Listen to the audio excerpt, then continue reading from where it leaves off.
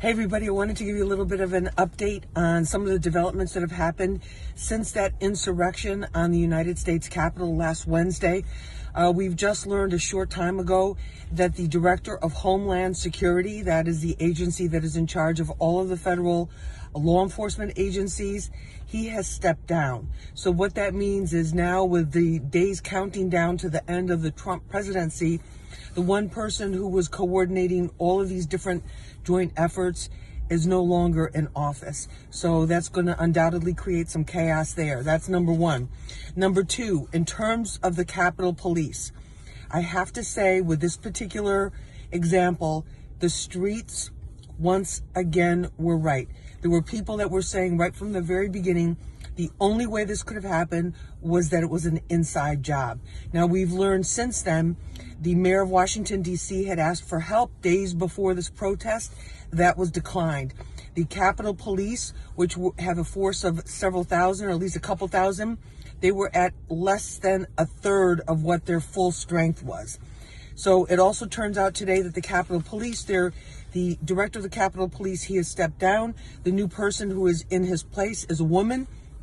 She confirmed that at least 10 to 15 Capitol Police officers are currently under investigation for their complicity for helping the protesters, showing them where to go, taking selfies with them, helping guide them down the corridors. The U.S. Capitol building, according to people who have worked there for years, is like a labyrinth. It's very hard to find your way around, except for some of the big main rooms. They had help with that. So about 10 to 15 of their officers are under investigation. 2 have been suspended because of activities that they proved took place there. And 1 person has been arrested with that, which may or may not be a Capitol Police. But that investigation is ongoing. But the biggest news right now is that several national news organizations are reporting about an FBI internal memo that says that these groups, these insurrectionist groups, these domestic terrorist groups, these white supremacist groups, the people that have been behind this all along have called for armed protests starting on January 16th, going through the inauguration, which is on Wednesday, January 20th.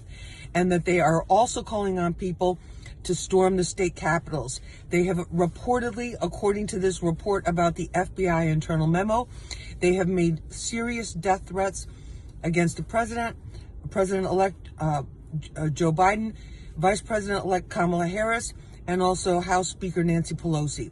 So that's part of it. And then the other part of it, too, is that they are calling for attacks on court buildings and for other government buildings and state capitals all around the United States in all 50 states.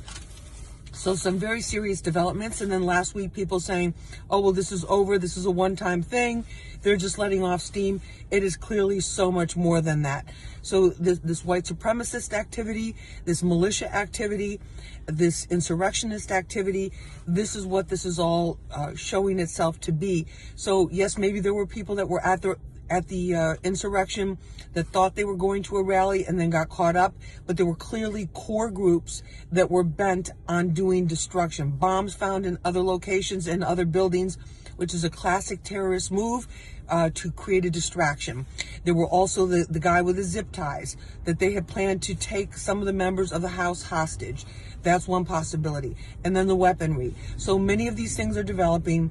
And if you thought that last Wednesday was a one-off and a one-day thing, I think we're very mistaken if we're thinking that. This is clearly much bigger. There's a lot going on right now, and we just need to be careful and pay attention, especially if you are somebody who is working in some capacity, although a lot of the courts are closed right now or on a very low scheduling level because of the COVID-19.